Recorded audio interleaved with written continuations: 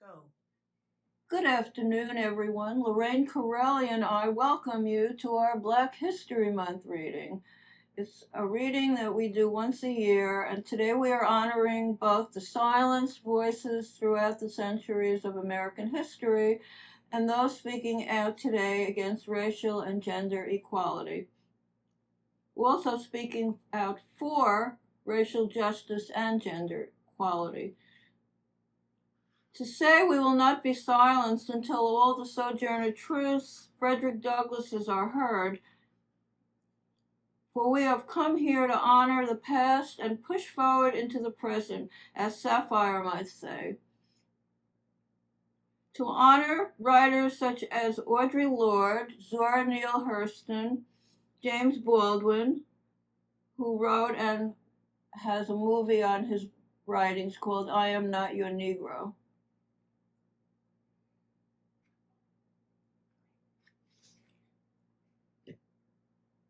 Many fine poets will be reading today. Lorraine, Currelley, and I will be introducing. I will introduce in the first half, and Lorraine Currelley will introduce in the second half. Some of these poets include George Wallace, Robert Gibbons, Mervyn Taylor, Robert Roth, Joanie Zosike, Bobby Hieger, and several others. I will begin by reading a few poems to start our show. How I Was Born. I was born gnawing at my own flesh and ripped myself from society's womb with bloody fingernails. I was born with a man crashing his fist down on me. I was born encumbered by compulsory sterilization's attempt and population control and gender normalizing. I was born controlled by strange hands who held me down at Welfare Island. I was born in a loony bin among misfits and lunatics. I had no mother, so I bought one at the lottery of missing parents. What could a creature like me become who wouldn't say the Pledge of Allegiance?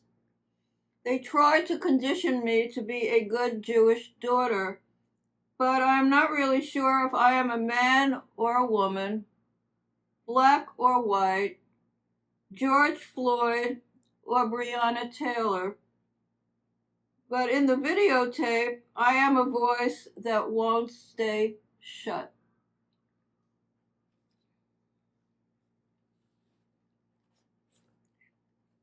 Okay.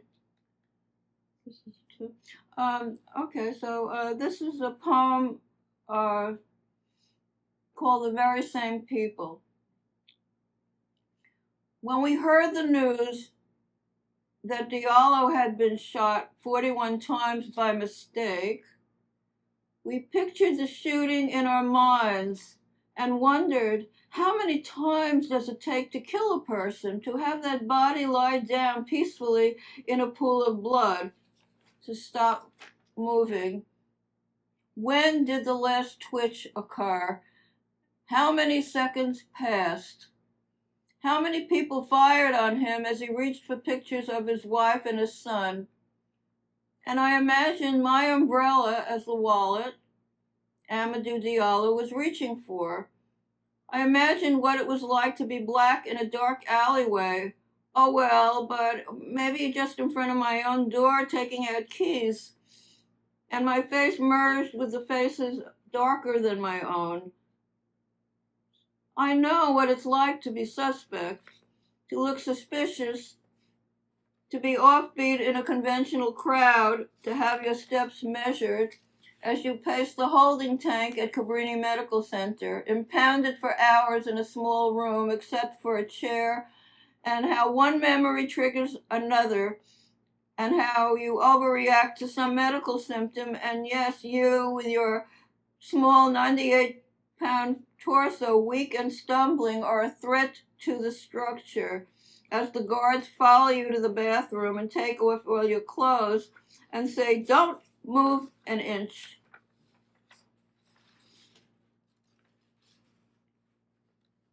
I think these are the very same people who sodomized Abner Louima in the police station, who forced their nightsticks up his rectum over and over, breaking his sphincter muscles as he gagged on the toilet bowl. Did they make him swallow his semen too? Aren't those the very same people who were the police on the roof of the Wawa hut with their rifles aimed at the homeless people in their tents in the park, in Tompkins Square Park, aiming their rifles at the homeless people? Aren't these the very same people who confiscated Clayton Patterson's camera and closed down Tompkins Square Park? Aren't these the very same people?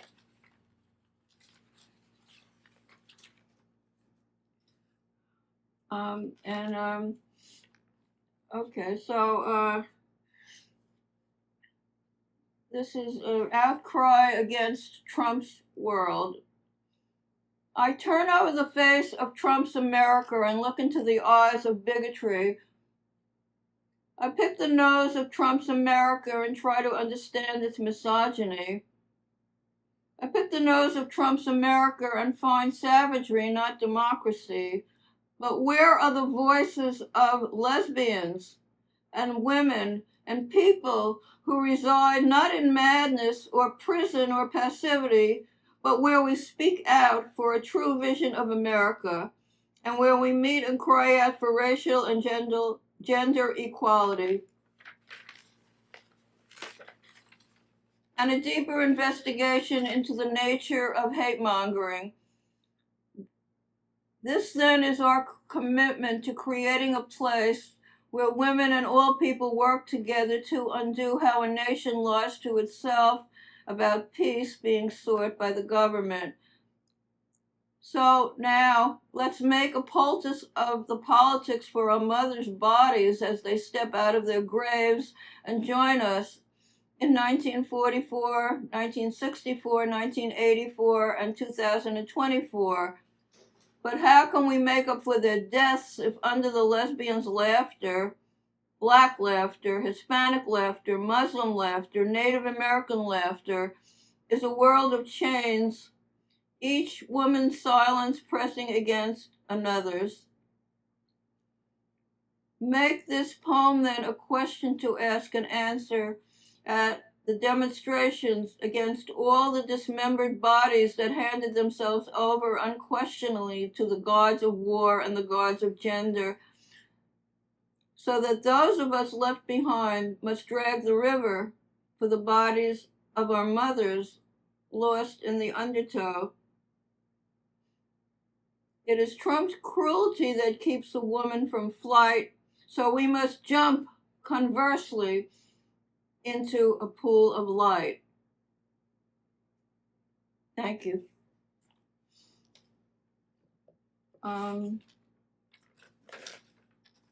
Okay, and another short poem, and then I'm going to end with the Joanie the Ice Cream Man poem that was just published in Maintenance.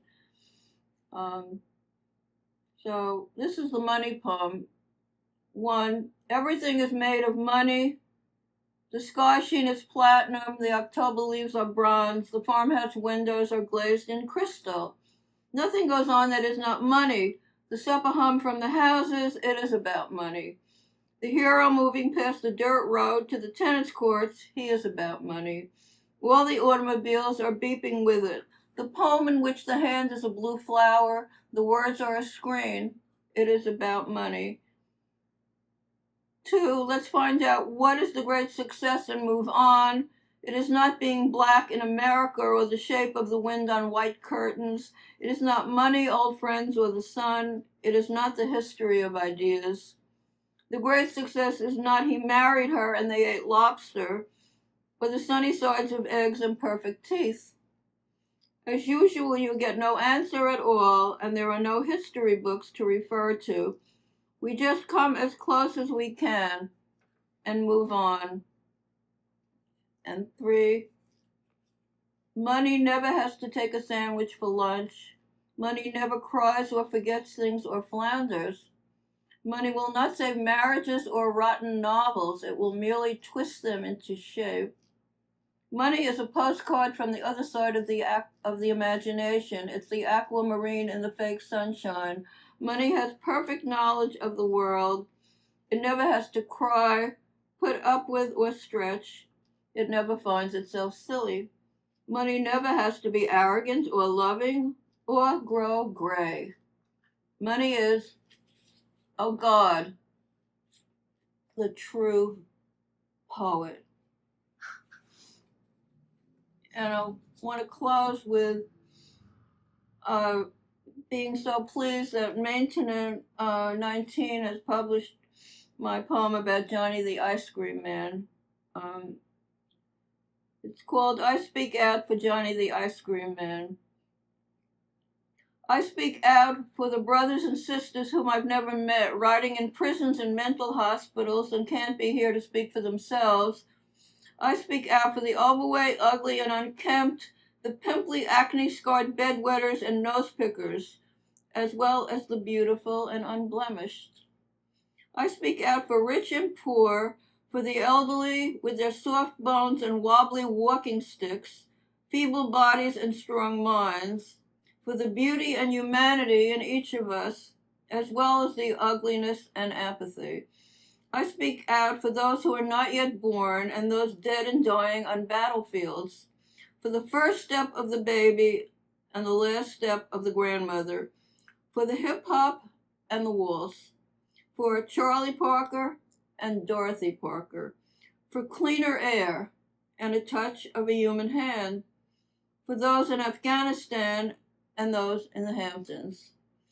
I speak out for Johnny the Ice Cream Man, Larry the comp lit teacher, Judy the CPA, for illegal aliens and sex workers, for lesbians and transgender people, for Helen the medievalist and Dr. Ruth the sex therapist, for genital liars and misfits, for Dr. Jekyll and Mr. Hyde.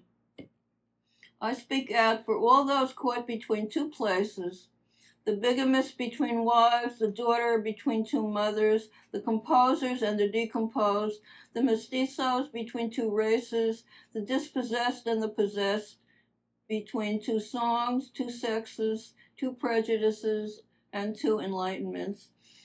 I speak out for matrimony and hegemony, for existentialism and colloquialism, for colonialism and comparative literature. I speak out for vanity and sanity and lunacy, and for all those caught between John Ashbery's double dream of spring and Amiri Baraka's soundings, for an academic whip and a powerful meditation on the abuses of power, for the mediocre and immature, for emotionality and obsessive love. I speak out for the common good, for the romance of cynicism and idealism, for the Pillsbury Doughboy. I speak out for the mothers who left us, for the children who left us, and for the child in each of us. And I speak out for small town snobbishness, big city elitism, and for the poem that never ends, because there's never an end to speaking out. Thank you.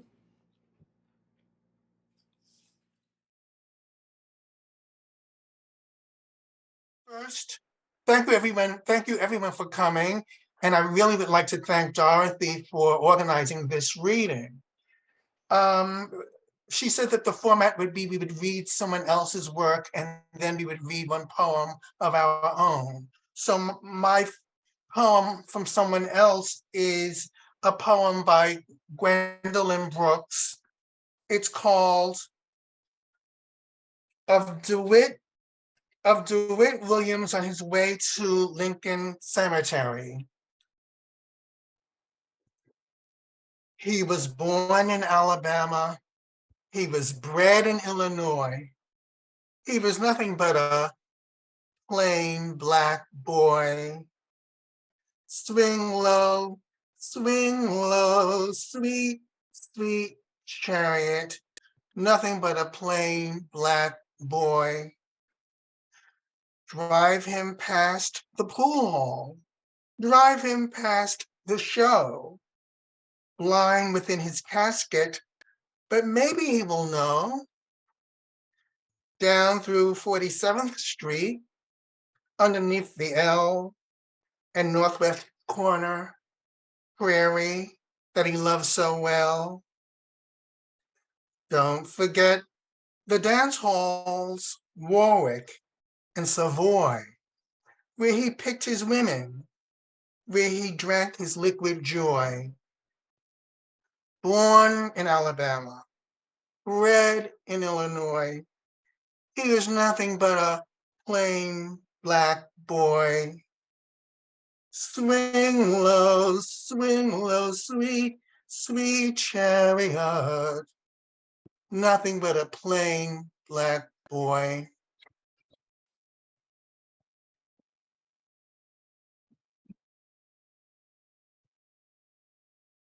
Okay, and now my poem, which is inspired by the recent violence in our country, very obviously,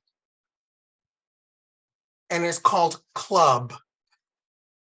Don't ban books, ban pepper sprays, ban tasers, and forbid the use of bully clubs. When violence lacerates you and yours, then you will understand the prohibitions I suggest. Or should I demand the outlawing of cursing at, punching, kicking, sprawling on an unarmed, handcuffed person, a man who isn't suspected of bank robbery, a citizen who isn't wanted for rape, a fellow who isn't being sought for homicide or any over-the-top felony? Join the club that won't drag a bleeding individual, won't delay medical treatment, will de-escalate tension instead of driving friction to the point where the only outcome is deadly collision.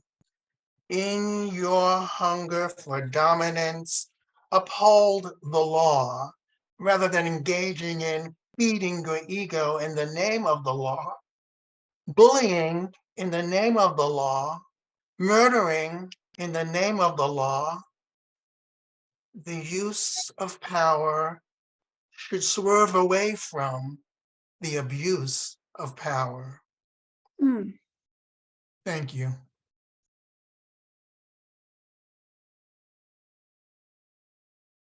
First, my apologies in advance because I can't stay for the whole event. As you can see from the name, I'm using my partner friend's computer, and she's got a meeting in a little while there, so I'm gonna have to drop out in the middle. So I'm gonna forego reading anything by myself. What I'm gonna do is I'm gonna read two poems by Amiri Baraka, and the reason for my doing poems by Amiri Baraka specifically is because, as I'm sure you're all aware, the College Board has censored black voices under they were not able to stand up to the political pressure by fascist forces, especially Ron DeSantis.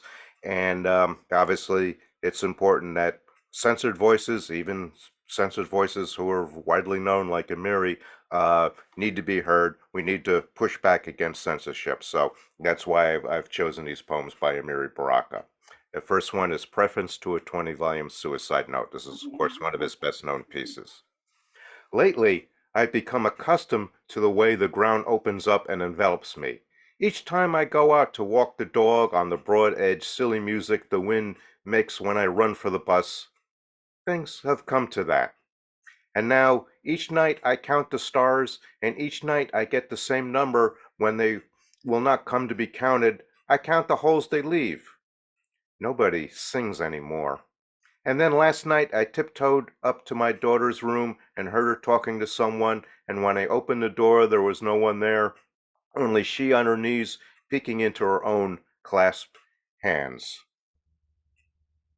And the second selection I'm going to read is Short Speech to My Friends, again by Amiri Baraka. A political art, let it be tenderness.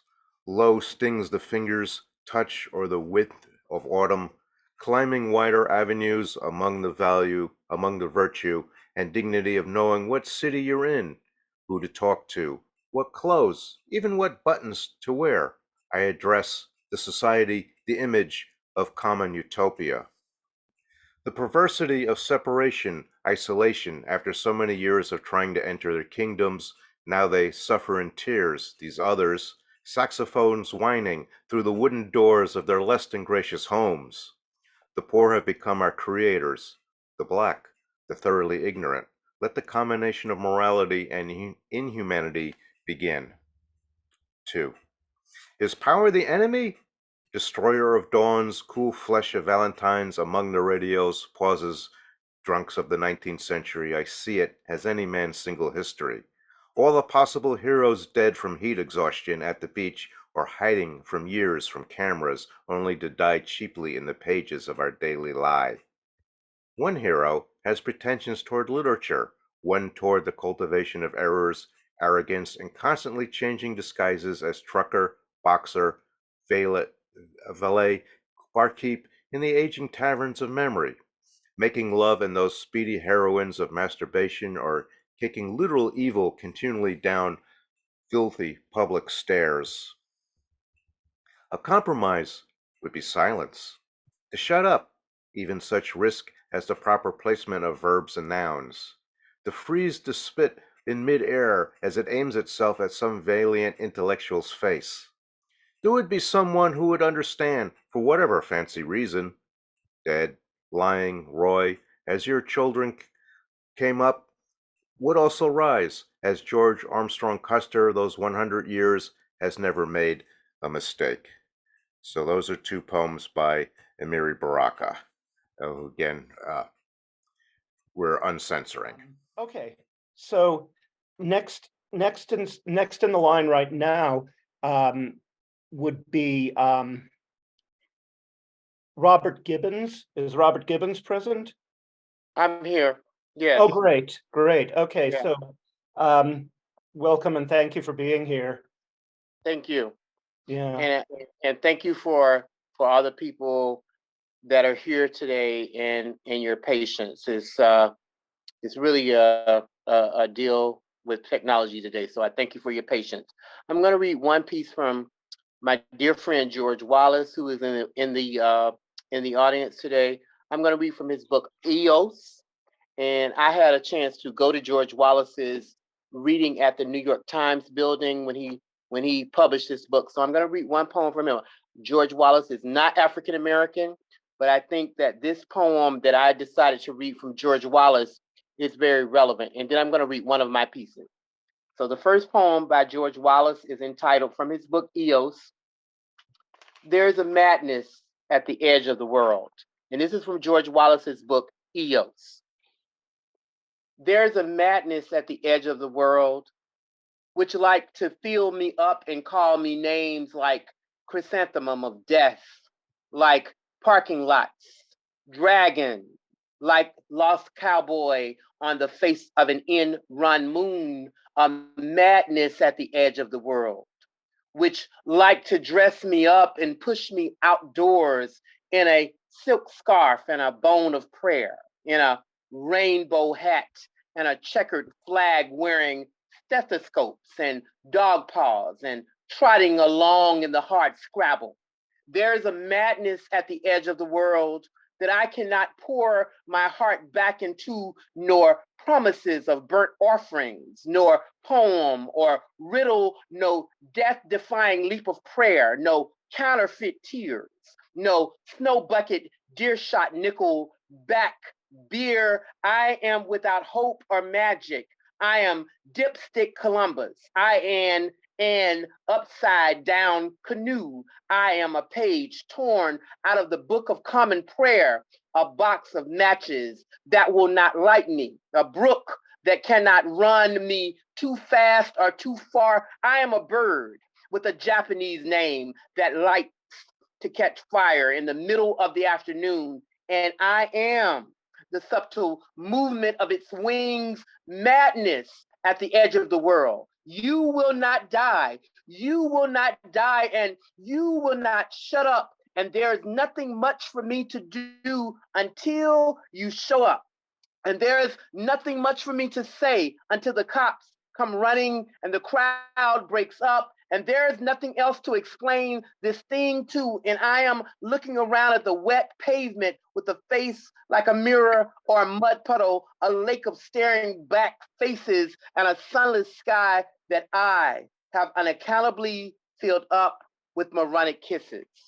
And that poem is called There is a Madness at the Edge of the World by George Wallace from his wonderful book, Eos. Thank you, George. I know you're here. Mhm. The next poem is my own poem, and it's entitled "A Picture at an Exposition." A picture at an exhibition. I went to an exhibit called Black 5, and there were basketball players. Their big bold bodies and fingers exploding the page like Apollo. There were old photographs and memorabilia, receipts, sneakers, and even old-fashioned basketball. I really did not know the game. I was only there for the history. I only knew the modern names like Michael, LeBron, or Kobe. Their names had disappeared from the ink. Their statistics were 6'5", 215 pounds, and 7'7", 220 pounds. Their names caught my attention like spark plug and streak lightning. This exhibit had more to tell, but I was not privy to it. The purpose of an exhibit of Black basketball players became interesting as I moved through the small, cramped space of a second floor, and there was only a trickle of visitors. Even now and then, I could hear my thinking out loud as the names and faces began to speak back to me. I wondered about the average basketball guy, beyond the image, the human side. Oh my God, my light went out. Oh, sorry about this. Oh, the human side that no one is known, just the image of flesh moving across the court like a gladiator. I wondered how much of this information mattered. A guy struggles to join a team or beat himself up every day at practice. How does he feel? Is this important for us to know as viewers, as massive as they were? They are innocent about then. Not the baller we see all over the modern agenda. They reminded me of the reason my family kept running water in the bathtub in case of a hurricane. Oh, how they want to play. It was contractual, it was commercial, it was an advertisement, a rising stardom, a falling, a failing, a binger, or a drug-addled kind of story. They wanted to play. The real men behind the photographs probably were raised in the church, and the church would raise an offering to send them to tournament from the collection plates and tithes offerings, from the folding chairs on the back of church vans after the local tournament. They wanted to play. Each player had a mama and a grandmother that probably said, don't forget to say grace. Don't forget to say thank you. Do not forget what your dead grandfather said when he was sick and afflicted, wounded from the war with gout and dialysis and sugar diabetes. Oh, they wanted to play.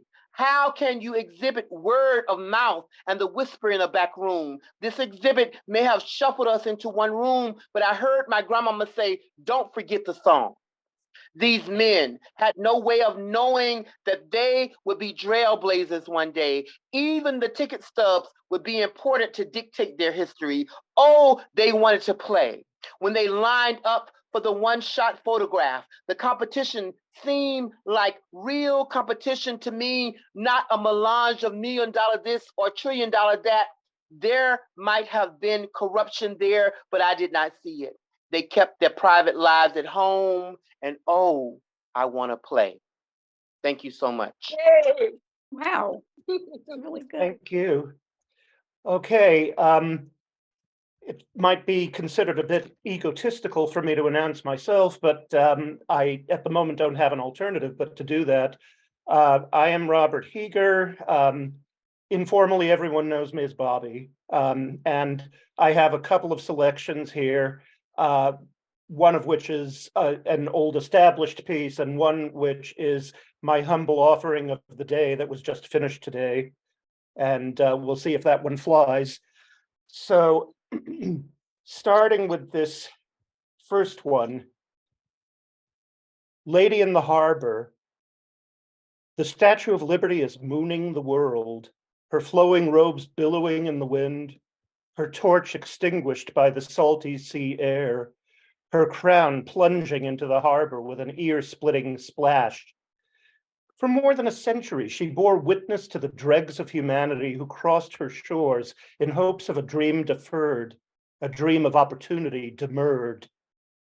Her lamp lit the harbor and illuminated it, but more often hung a smokescreen, a curtain wall to sweatshops, choking with tears, with spilt blood of young immigrant girls.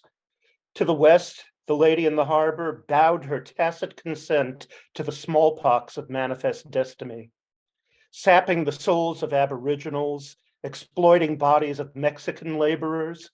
For their troubles, what did they get? An eviction notice that reverberates, spreading its evil leitmotif across centuries, only to be transcribed anew as MAGA. Oh, MAGA-lomaniac, where did you come from? Let's admit that we are the usurpers. America for Americans? Perhaps we should all leave. Okay, that is the first one. And starting with a quote here of one of my heroes of all time, Frederick Douglass, comes at the beginning of the second piece that I will be reading, called Kaleidoscope, and it's a play on words because it collide is spelled like the word to collide with someone. So it's Kaleidoscope of History. And here's Frederick Douglass. What to the American slave is your 4th of July? I answer, a day that reveals to him more than all other days of the year the gross injustice and cruelty to which he is the constant victim. This 4th of July is yours, not mine. You may rejoice. I must mourn. Frederick Douglass, excerpt from My Bondage and My Freedom. Black, white, and silver daguerreotype stripes collide with smudged colors of times present, sharp, pristine lines of times past, peering down the lens at the wrong side of history. Visages of giants from the growing past. Frederick Douglass, Harriet Tubman, Dr. Charles R. Drew, Shirley Chisholm, Malcolm X, Dr. Martin Luther King Jr., Ella Baker. Flit across the kaleidoscope, dissolving like so many flecks of shining light, each streaking across the stage of human struggle, giving voice to the silenced, providing context for lives lost, whole families, whole neighborhoods disappeared by the shock troops of hate. How many courageous souls, how many gave all for a chance of something beyond being strangers in a strange land where people own people? The natural order, according to some, ordained by God, according to others. Don't blame me for your stupidities, comes a booming voice. Is it a thing of the present? Oh, excuse me, I missed this part over here. All right. Paint drops from the palette of historic remembrance fall gently through the kaleidoscope tube, collide with contemporary gems of popular wisdom. On state secession, simpleton illogic blasted on airwaves, assailing ears of most with puerile drivel. Quoth the sage George Santayana, those who cannot remember the past are condemned to repeat it.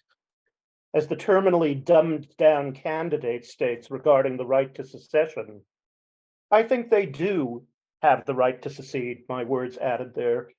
I mean, the Constitution says that. What's really changed over the long, unending struggle?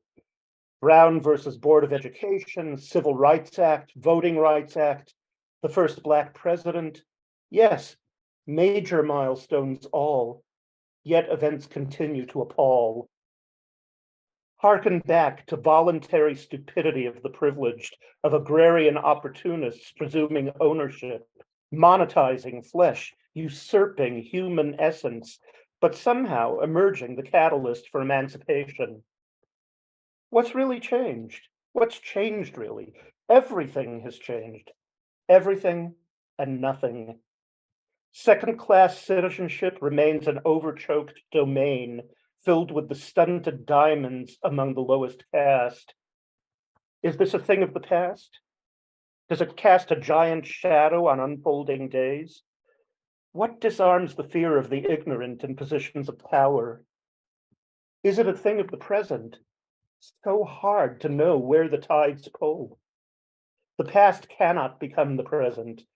The present is not the past. Our greatest threat? The oozing fears that stoke hatred from within, invented monsters of the ethically bankrupt, but they are as paper puppets. They will and must crumble. Thank you.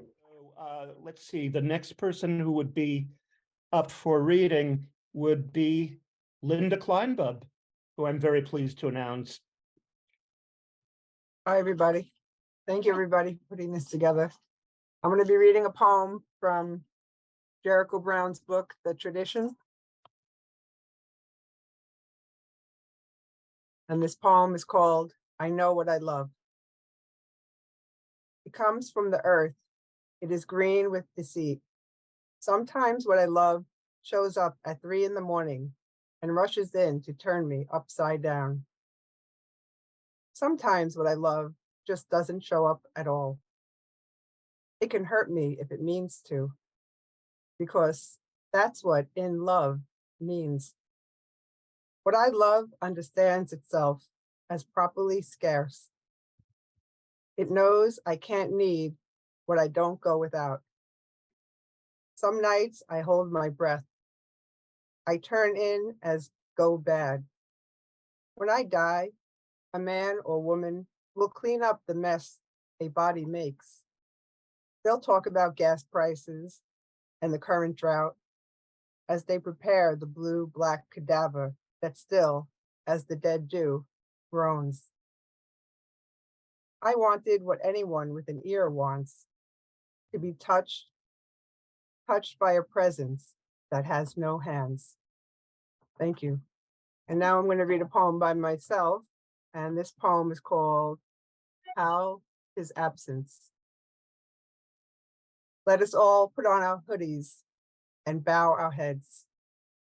Buying a can of iced tea and Skittles, mentioning the word gun, deciding to ride the subway, holding a wallet in his hand, blood shed red, life post ends unexpectedly, suddenly. Trayvon, Sean, Henry, Amadou, unarmed and innocent, black, gunned down. Angry and confused, tears fall on a rainy night for families. A high school graduation that will never be. A wedding no one will see. The book unwritten. A father he will never be. Confrontations unexplained. Let us all put on our hoodies and bow our heads. Thank you, everybody. Okay, I am here. Great. How are you, Robert? Bye. I apologize to everyone. Major technical issues on all of my technology. Thank you again to everyone in attendance. And I appreciate your understanding technical difficulties, but I'm here, and that's what's important. Here we go. Welcome to Black History. Welcome to the Black History celebration and honoring of Tyree Nichols. While we mourn and are outraged by his murder, we will celebrate his life along with the achievements, sacrifices, and contributions of our ancestors, those who paved the way and gone before us.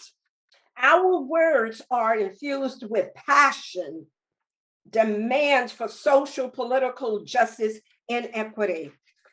I am not, we are not here for some feel good, we shall overcome, can we all just get along moment until the next murder. We understand in all struggle, there must be love, joy, and hope. These keep us focused and strengthen our purpose. May our words be a blessing and remembrance to those we celebrate and honor. Thank you, Dorothy Friedman August, for conceiving and inviting our community of poets and writers and musicians to share our voices in honor of Tyree Nichols and those who have impacted history and herstory with their sacrifices, achievements, and contributions to world history and herstory since the beginning of civilization. Thank you, Robert Hieger, for your technical contributions and community spirit. Thank you to our audience members. We appreciate you profoundly. Now my reading. Firstly, I will read, Won't You Celebrate With Me from Book of Light by Lucille Clifton.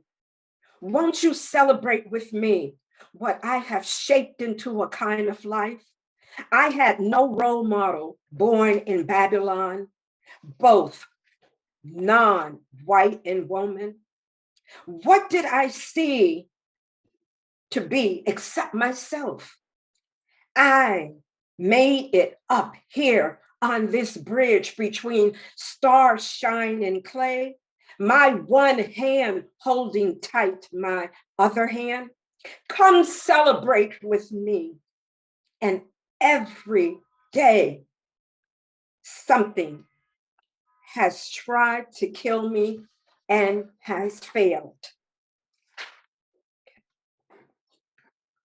Robert, I will now read my contribution. I'm seeing this big screen of your face. I thought the poets' faces would be, I don't know how I'm showing, but anyway, let me not haggle, let me just continue. Your face is. Okay, I'm continuing. My trauma deepens with each report of another brutal beating and murder. Traumatized with each perpetration of an indignity served, bullets, knee to neck, fists, and demands for ID. The constant need to strategize my survival. The sound and feel of my heart pumping my blood's prayers. If we were not beautiful, brilliant, human, strong, and resilient, we would not be hated and feared. Our Black bodies would not ignite your hatred and insatiable envy, cowardice, and delusional fears. Still, I discovered years ago, all skin ain't kin. How does it feel to murder yourself? To look in the mirror, hating the reflection looking back at you? To drown in your murdered blood? How does it feel emerging from your home daily to find you are still stared at with disgust, suspicion, envy, hatred, and desire? Yes, desire. When you awakened that morning, did your uniform convince you you had miraculously turned into your master, only to face the same image? Indoctrination planted in your soul. Did you believe the uniform, the blue, would make you human in the eyes of your master? How does it feel to run in terror, attempting to escape your death, to beg for mercy where there is none, to be rewarded with imprisonment, which we hope will come, unlike the freedom and power your master promised. When Tyree Nichols screamed out, withering in anguish, whose only prayer was to make it home to his mother, did you not feel your mother's tears and screams? Feeling her son, the child of her womb, dying? Or were you murdering your mothers, your fathers, and your self-hatred?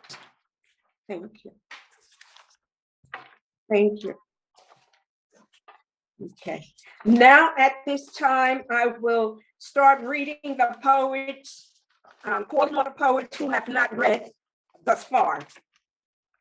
Robert Roth. Are you here, Robert Roth? Yes, Robert's here. Let me introduce you. Robert Roth is a poet, memoirist, and essayist, an editor of And Then, founded with Arnie Sakchar. He is the author of several essay collections, and including Health Proxy. Robert Roth. Thank you. So nice to be here. And Dorothy, wherever you are, thank you. And thank you, and thank you, and thank you, everyone. I'm going to read, to start with 4 very, very tiny poems by Samaras Ayala. My soul has a broken mirror. The streets, my stage. Each soul has a book within. Puerto Rican artists suffer too much humility. And then my piece, which was written about a thing many decades ago, but I could have written it yesterday, unfortunately. Many years ago, I was standing on St. Mark's Place. Cops were making, quote, routine car stops. One cop yelled at a driver of a car to pull over. At first, the driver, a young black man in the car with his girlfriend, a young black woman, didn't hear him. The cop, who was white, thought he was being ignored. Then he jumped in front of the car, which was inching along, and yelled back that the driver should turn right. The driver looked totally confused. Who's right? His or the cop's? He hurried in one direction to pull over and almost hit the cop. The cop became incensed and looked genuinely scared. He grabbed the driver out of the car, bent him over the side, and his hand shaking, put a gun to his head and screamed, "You tried to run me over. You tried to run me over." It was a near tragedy. But even short of a tragedy, it was a 3-day weekend, so the driver had to spend all 3 days in the Tombs. His car was towed, and he had to pay for that. His girlfriend was scared out of her mind and didn't know what was going to happen to him. They were here from Philadelphia, and she had nowhere to stay and knew no one. I helped her find a place, and we spent hours trying to find any organization that could be of help. This on a late Friday night of a 3-day weekend. Months later, she called and said, I didn't need to be a witness, that the charges had been dropped. Thank you. Oh.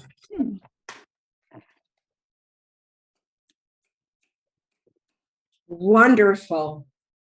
Wonderful. Our next reader is Mervyn Taylor. Mervyn Taylor? I'm right here. I'm Hello. ready to introduce you. Mervyn Taylor is a Trinidadian born poet and the author of 7 books of poetry, including The Last Train and Country of Warm Snow. Mervyn Taylor. Thank you. And just a general apology to all audience experiencing what has been a kind of a rough passage this evening.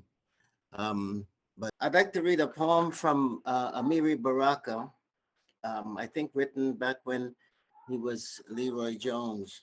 Actually, I had chosen the preface to a 20-volume suicide note, but I think one of our wonderful poets, I think the one reading under Fran Luck, I think he read that wonderful poem, preface to a 20-volume. So I'll do this one called A Closed Window Looks Down on a Dirty Courtyard, and Black people call across or scream across or walk across, defying physics in the stream of their will. Our world is full of sound. Our world is more lovely than anyone's, though we suffer and kill each other and sometimes fail to walk the air. We are beautiful people and imaginations full of masks and dances and swelling chants with African eyes and noses and arms, though we sprawl in gray chains in a place full of winters when what we want is sun. We have been captured and we labor to make our getaway into the ancient image, into a new correspondence with ourselves and our Black family.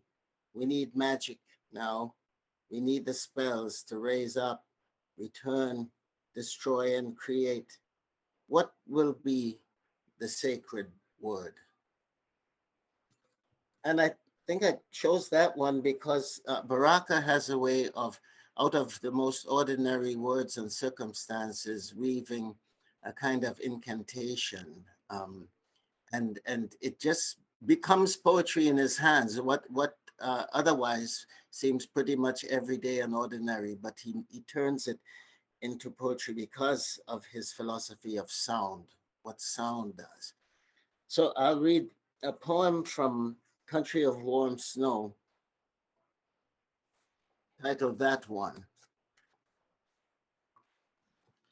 How they picked back then was by fondling the balls, the penis, the calves, by running their hands along the flanks as you would horses, by looking into the mouths and other orifices, pretending it wasn't exciting, not the thrill of a Saturday afternoon, not a good break from the boring breeze blowing through the weeping willows, not a chance to see in the flesh the cargo that came in chains from the other side of the world, passed through a door into hell, the sea as if in a kettle boiling, the green land disappearing in a gulp, gone, the last hut like a dream upon waking to the touch of a strange hand, the scent of a strange perfume upon a skin so translucent, veins like gray rivers snaking through swamps of moss that hung in beards off the magnolias,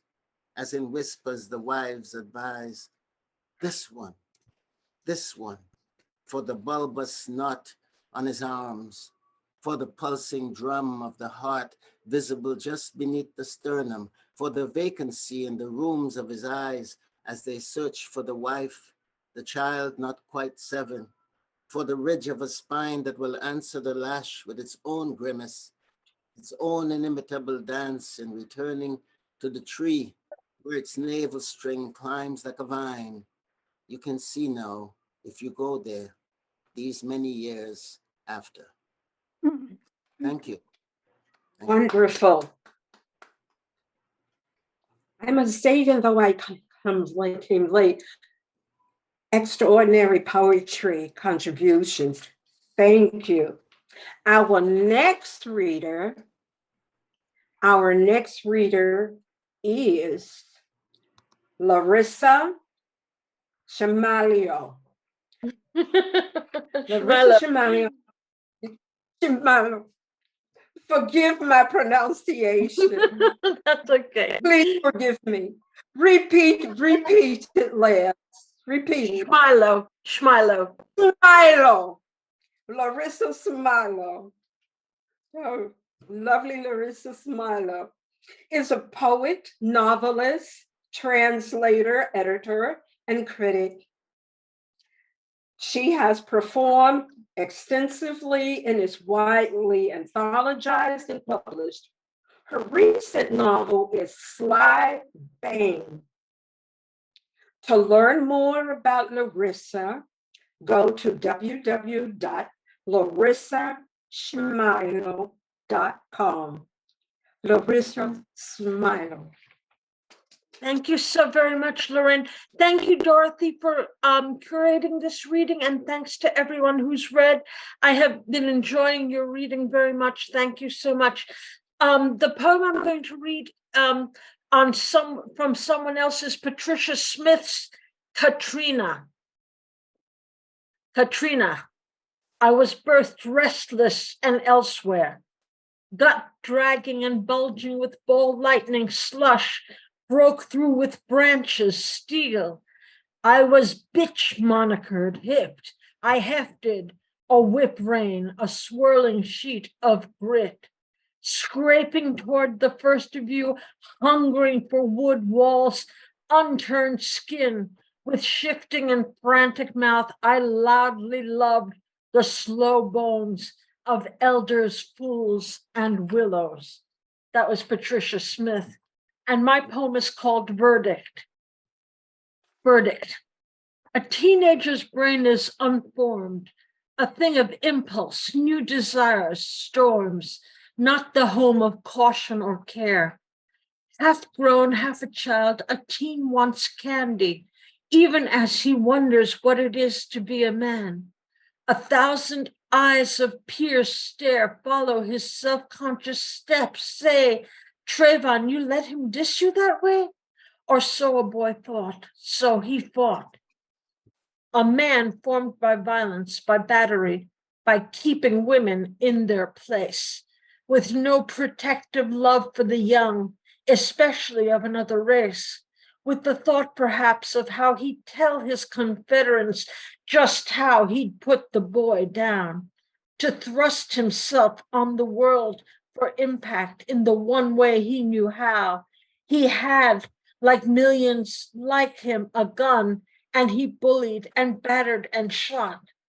And Zimmerman and his Florida ilk have won. And next, whose daughter or whose son? Ooh. Beautiful, beautiful. Our next poet is George Wallace. George Wallace is a writer in residence at the Walt Whitman Birthplace and first poet laureate of Suffolk County. He's the editor of NYC New York City from the Inside, an anthology, a wonderful anthology, I might say, and is the author of 31 books of poetry. George Wallace. Right. Thank you, Lorraine. Thank you all for joining in on this important occasion, really important occasion for many reasons. I will read a poem for you from Bob Kaufman, San Francisco, from the Coexistence Bakery. It's called Benediction. Pale brown Moses went down to Egypt land to let somebody's people go. Keep him out of Florida. No UN there. The poor governor is all alone with 600,000 illiterates. America, I forgive you. I forgive you nailing Black Jesus to an imported cross every 6 weeks in Dawson, Georgia. America, I forgive you. I forgive you eating Black children. I know your hunger. America, I forgive you. I forgive you burning Japanese babies defensively. I realize how necessary it was. Your ancestor had beautiful thoughts in his brain. beautiful thoughts in his brain. His descendants are experts in real estate. Your generals have mushrooming visions. Every day, your people get more and more. Cars, televisions, sickness, death, dreams. You must have been great alive.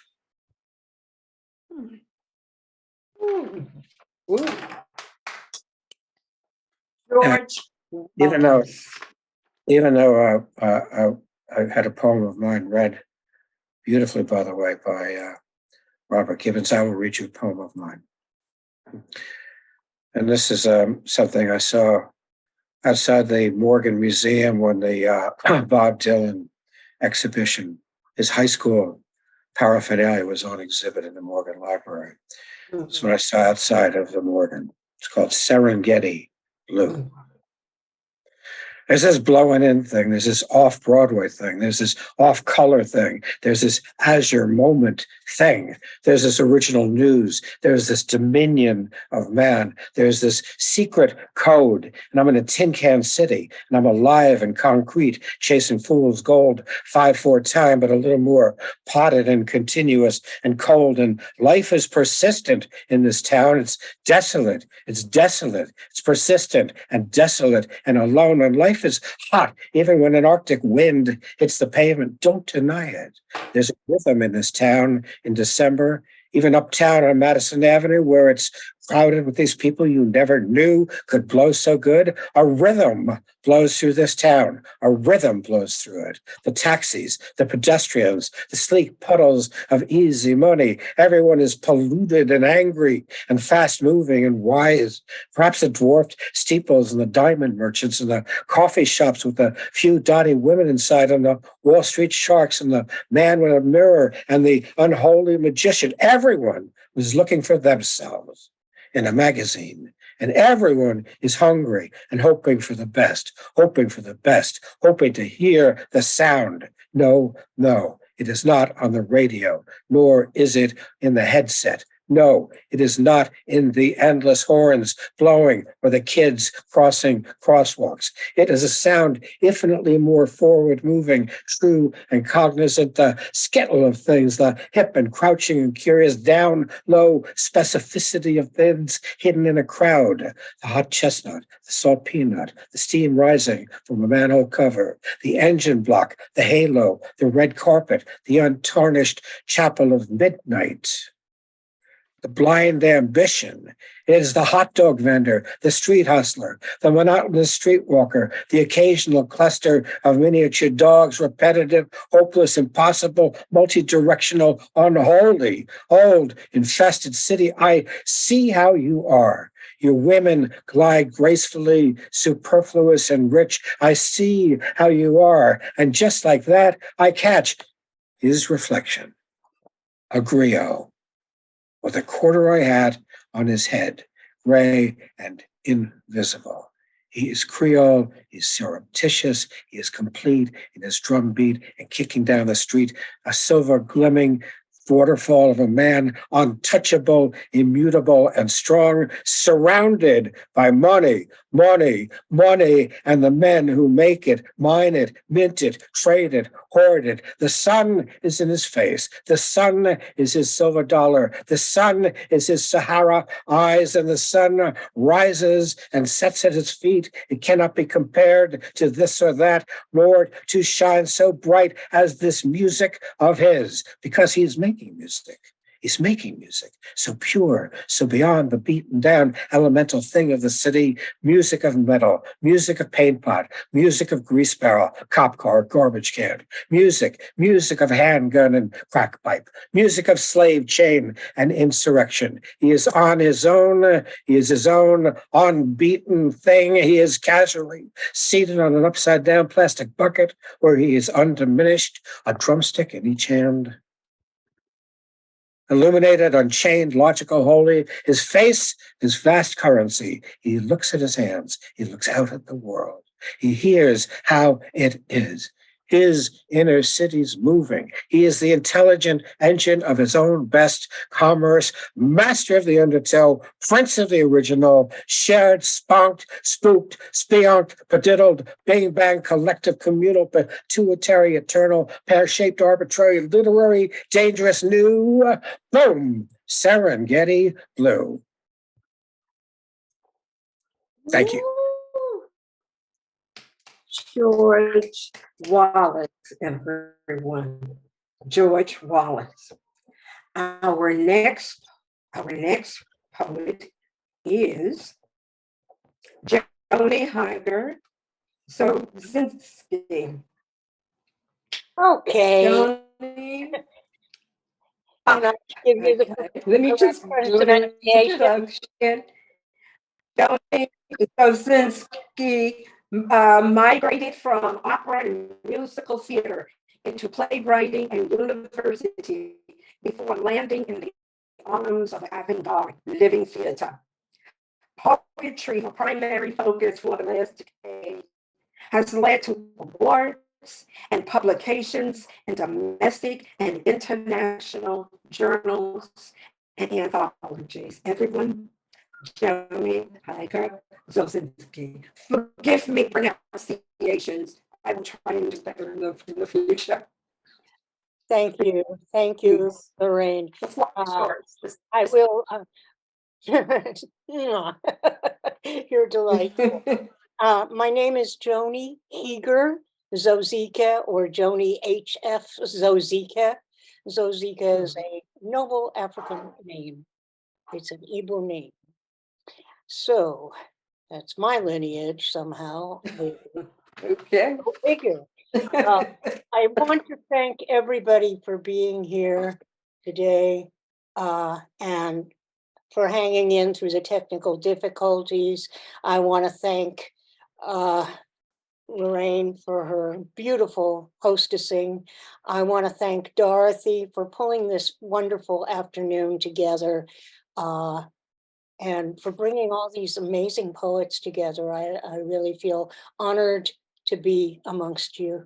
And I want to thank Bobby, my baby bro, for weathering it all. So I have a poem. I have two. Just get a sip of water here. This poem is by my friend Raymond Nat Turner, who is the town crier. And that's all. That's all I'm going to say about Raymond, because Raymond is Raymond, man. Okay. This is called Tennessee's Tonton Makut, or Rotten Orchard, called Capitalist State Machine. Hurt people, hurt people. Slogan, Activist Anonymous. White elephant trunk, breathing tubes snaking from busted blue-black Botox lips, snaking from swollen, battered, bloody face, snaking from a stop, ending errands and dreams.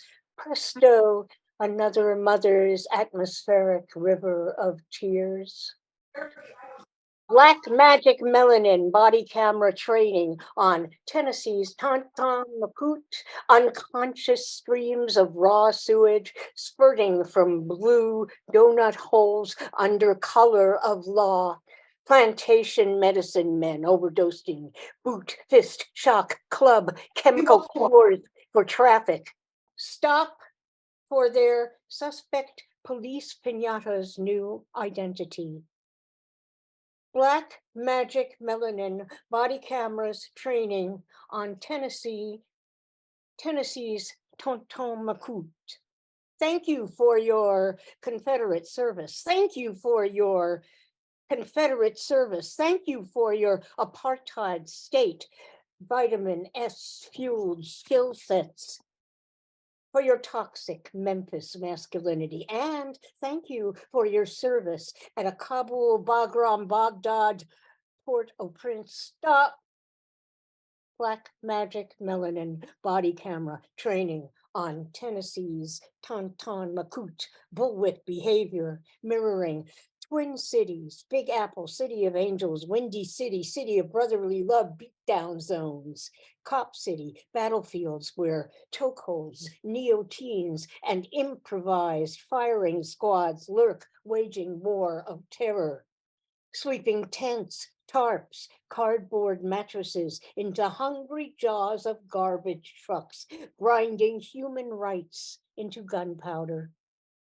Black Magic Melanin body cameras training on Tennessee's Tonton Makut. Skin folks playing basketball, pledging Greek, praying to the same God, and unwrapping riddles from fantasy called community control of wild boars. Raymond Nat Turner. Thank you, bro.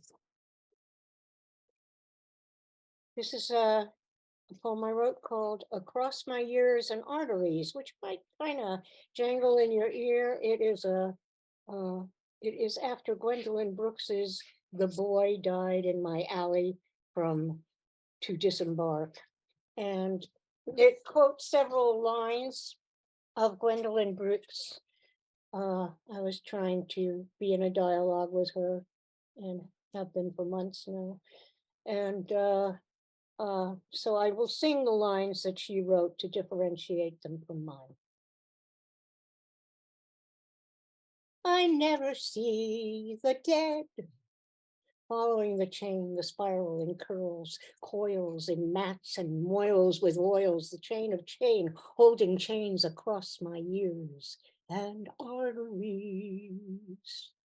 Spinning in a concrete vat, silver to black, cork black to terracotta red, make my bed sapphire blue to blue black, break my back, white dust to corn husk, piglet pink to olive green, Baudelaire's Paris spleen. I never saw his face at all. I never saw his future fall. Ochre riverbed to mustard seed, dull screed, deep brown of fertile field, paraffin sealed, deep tan of surfers, mountaineers, and stars. I have closed my heart ears late and early, and I have killed him ever. I was in a hotel room one night, heard screams from the next room. A woman, terrified, cried out, "Don't kill me, don't kill me." I froze, then heard the shot. I saw him crossed, and seeing, I did not take him down. Back then, I hated, feared the police. What if they burst through her door? Aging Black woman is vulnerable fodder. She put that boy up on the cross, summoned the spirit of Emmett Till, all who came before or after in a rafter of barbecued flesh. The cry climbed up the alley, it went up to the wind. Fleshing out the hatred that kills and fear that paralyzes the finger from dialing because the fear of help brings on another kind of fear itself. I jarred the wild and killed him with knowledgeable unknowing. Driving fancy cars, showing off tan lines along the fan lines, pigment of the spine, pigment, pugnacious pigment. She never said the boy was black. You heard a shot, policeman said. And I, from the other side of town, from where that boy went down, became a tiny hearing aid for a tinny ear. I hear the death of boys and men, girls and women in a column saying, the poet was talking about that night. But in Italy, in 1991, during the Gulf War, I was out alone late at night, a woman without a passport. Carabinieri stopped me. Il tuo passaporto, per favore. Non ce l'ho, I stumbled. I don't have it. It's in my hotel, in albergo. He pointed an Uzi at my middle-aged spine. There's danger in the night. Anything that moves and is different is potential prey. A dog, a cat, a boy. Open up! Open the door! It's the police! They have badges, clubs, guns. They protect you and your neighborhood. Where were they that night? On the beach? Did they not hear the shouts of that dying boy? The poet never wrote the boy was black. She said she'd never seen his face at all. The red floor of Miami is a special speech to me.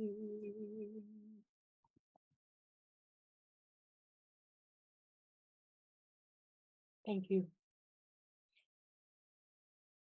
Thank you for listening. We have time, so if anyone is interested in sharing a poem, please let us know. Please let us know by raising your hand, let us know. And just introduce yourself and let us see who's here. And just read. Yes. Lorraine, excuse me for interrupting. I just wanted to say that Dorothy had asked me to sing something at the end, but if we have no more poets, I chose a song that I think everybody might know, and maybe it might be nice for us all to sing it if you know it. I love about the a community. idea. I love that. We can all unmute to sing along. Okay. How's that, Robert? How's that? That's certainly We can all unmute for a sing along. It might be a little Is it tricky possible? it's possible. It might be a little tricky because it doesn't seem that Zoom handles multiple voices at the same time. Okay. So, Well then we will sit back and we will enjoy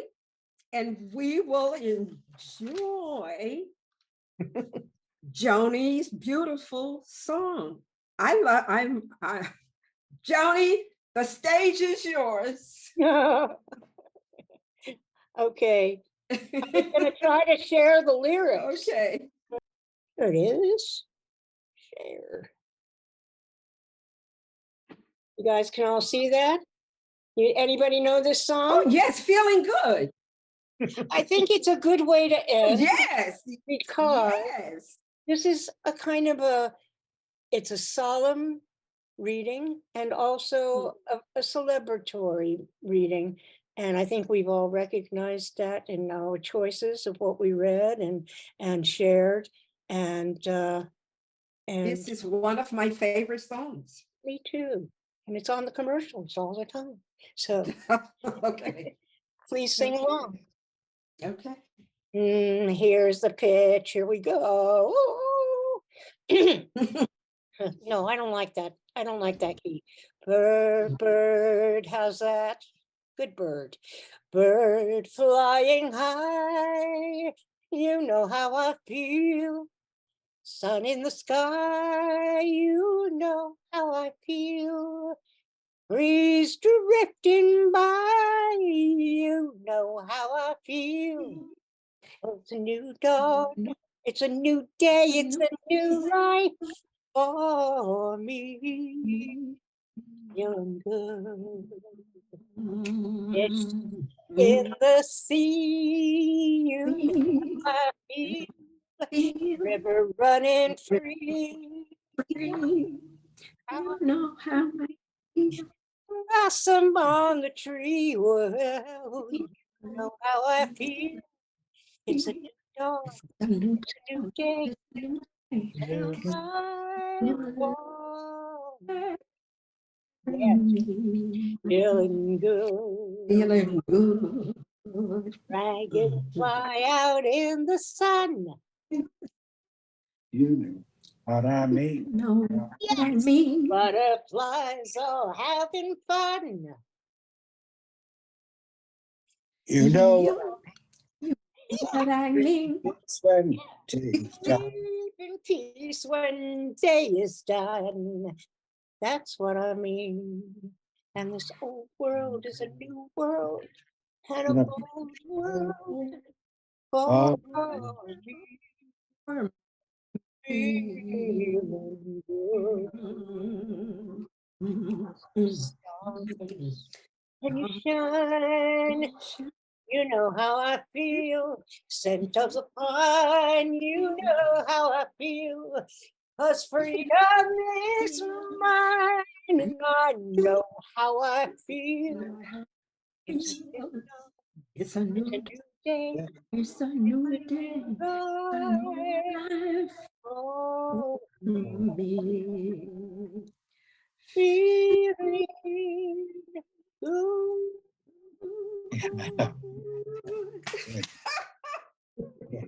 Right. Thank you guys. I love Bravo. that.